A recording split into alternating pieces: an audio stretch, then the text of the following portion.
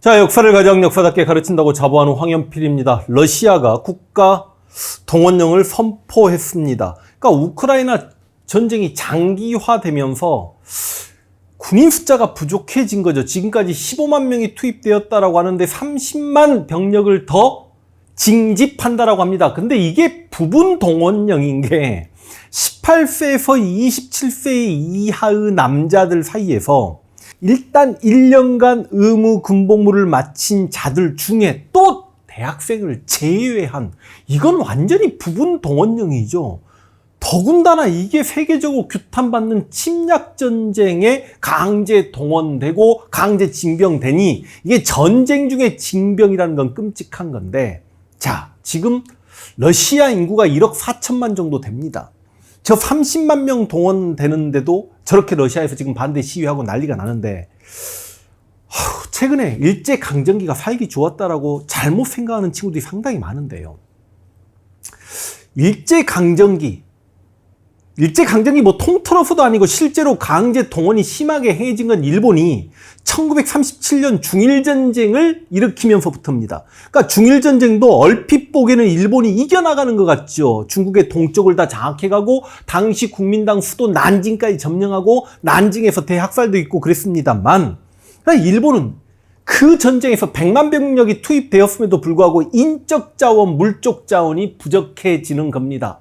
그걸 확보하기 위해 1938년에 총동원령을 선포하는데, 미리 말씀드려야 될까요? 마지막에 이야기할까요? 당시 1940년대 한반도에 있는 조선인들 인구를 대략 2,500만 명 정도로 봅니다. 그 중에 몇 명 동원당했을 것 같습니까? 이러저러한 이유로 2,500만 명 중에 무려 450여만 명이 강제 동원당해서 전쟁터로, 군수공장으로, 위안부로, 탄광으로 끌려갑니다. 오늘 그 이야기를 해보려고 합니다. 37년 중일전쟁 이후에 인적 물적 자원이 부족해지니까 일제가 1938년에 총동원령이라는 걸 발표합니다. 그래서 물적 자원 스탈로는 이런 이야기도 좀 할게요. 여러분, 공출라고 해가지고요, 당시 조선 땅에서 생산되는 모든 쌀은 국가가 다 강제로 가져간단 말이죠. 쌀만 가져갑니까? 총알이 부족해. 총알 만들겠다고 교회 종, 학교 종, 집안에 있는 제사 지내는 그릇, 제기, 절에 있는 종, 이런 거 가져다가 녹여서 총알 만들었단 말이죠. 가축까지 전부 다 끌고 갑니다. 그러니까 여러분, 1940년대에는 우리 시골 마을에서 꿀꿀 소리, 음메 소리, 꼬꼬댁 소리가 아예 안 들렸다라고 생각하시면 됩니다. 얼마나 많은 가축을 끌고 가냐면, 그 과정 중에 우리 천연기념물 개가 거의 멸종 직전까지 가죠. 그게 삽살개입니다. 삽살개 털 복실복실하잖아. 그거 방한복으로 쓰겠다고. 그래서 여러분, 삽살개 보존협회가 일제강점기에 우리 동물 중에 가장 탄압받은 사례가 어찌 보면 삽살개니까 이 삽살개를 독도에 기증한 거 아닙니까?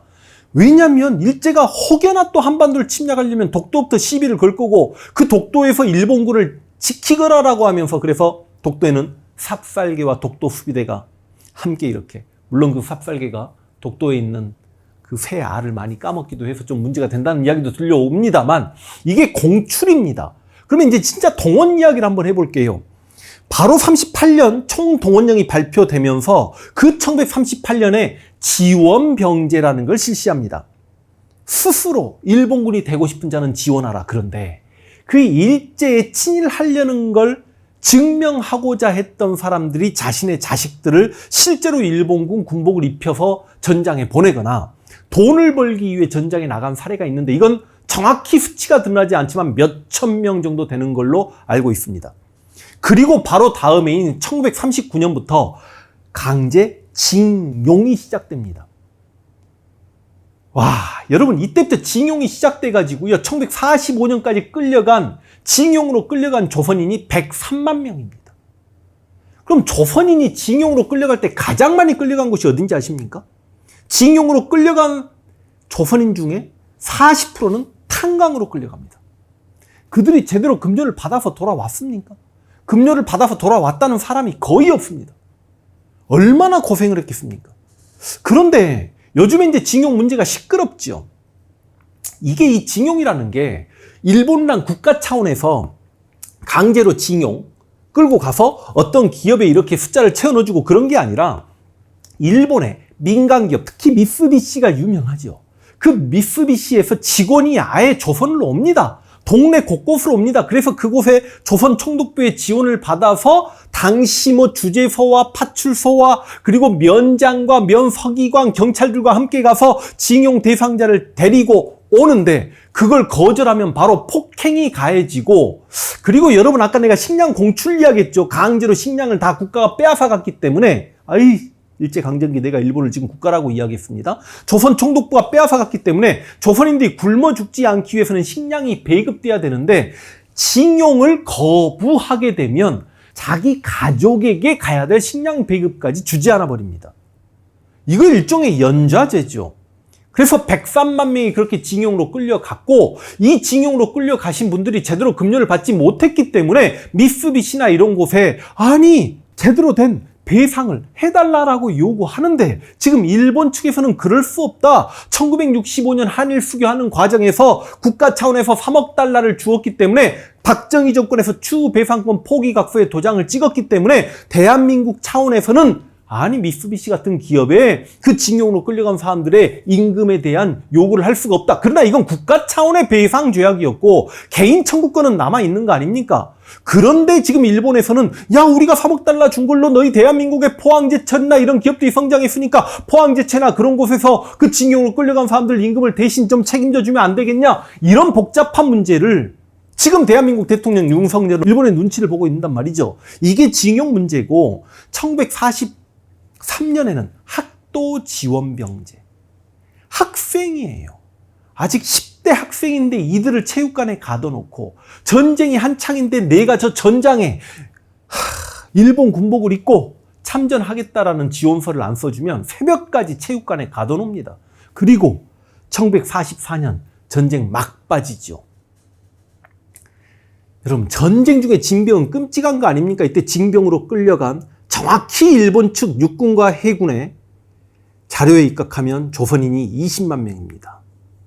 그런데 이 20만 명 말고 군속이라고 하죠. 쉽게 얘기해서 군대 내에서 잡일을 하거나 이렇게 끌려간 인원까지 합치면 징병으로 끌려간 인원이 약 40만 명 가까이 됩니다. 전쟁터에서 얼마나 많이 죽었을까요? 그리고 여러분, 이야기까지 하면 좀 길어지긴 하겠습니다만 그렇게 징병으로 끌고 가야 되는데 전장에 가가지고 고향 생각나고 그래서 아리랑하고 노래 부르면서 아군들 향해서 총을 쏴버릴 수도 있다라고 생각했던 일본군들 입장에서는 그 조선인들의 민족성을 말살해야 되지 않겠습니까? 그래서 총동원령이 시행된 그 시기부터 민족 말살 통치가 함께 행해지면서 그 예를 들어서 완전히 민족 교육을 말살하는 3차 조선 교육령이라는 것도 시행되고 그렇습니다. 그리고 그 1944년에 징용으로 여성들을 강제로 끌고 가기 시작하는데 이게 정신대 근로령입니다. 이게 20만 명 정도 됩니다. 기존의 징용 인구 100만 명에 포함된다라고 주장하는 그런 주장도 있습니다만 중요한 건 이 정신대하고 위안부는 다른 겁니다. 정신대 근로령으로 끌려간 여성들은 각각의 군수 공장이나 이런 데 가서 몸빼바지 입고 일을 했던 거고, 위안부는 엄밀히 따지면 일본군이 난징을 점령하면서 난징 대학살과 더불어서 수없이 많은 여성들을 강간하고 겁탈하고 그러는 과정에서 성병이 많이 걸리니 성병을 예방하기 위해 군 차원에서 관리하기 위한 위안소가 설치됐던 거고, 그래서 이게 1939년이기 때문에 1939년부터 끌고 가기 시작하는 겁니다. 그래서 여러분 1944년, 1945년까지 그렇게 10대 후반부터 20대까지 여성들을 끌고 갔는데 그 숫자를 우리가 5만에서 7만으로 봅니다. 그리고 징용, 징병, 위안부, 정신대, 한반도 바깥으로 끌려간 숫자가 170만 명이면 한반도 여기저기 공장과 댐 건설 현장, 아니면 제주도 같은데 공항 건설 현장, 여기저기 끌려간 인구까지 합치면 450만이 된다. 그래서 제발 일제강점기 일본의 만행을 제대로 이해하고 카이로 선언에서 한국인들이 노예적 삶을 살고 있는데 유의하여 한국을 적절한 시기에 독립시키겠다라고 했던 미국의 루즈벨트, 영국의 처칠, 중국의 장제스가 한국인들을 노예로 바라보고 있었다. 그런데 그런 일본이 그렇게 고맙습니까? 제가 지금 러시아의 강제 동원 문제 때문에 시끄러워지는 상황을 보면서 그러면 당시 일제강점기 1940년대 한반도에 살고 있는 조선인들은 삶 자체가 얼마나 끔찍했을까? 실제로 해외로 끌려간 170만 명만 생각하지 마시고 그들의 부모와 그들의 형제자매들의 마음까지 한번 헤아려 보신다라면 우리가 일본의 통렬한 반성과 사과를 요하는 건 너무너무 당연한 자세다라고 생각하며 러시아의 강제 동원 문제가 조속히 해결되기를 바라면서 영상 마무리하겠습니다.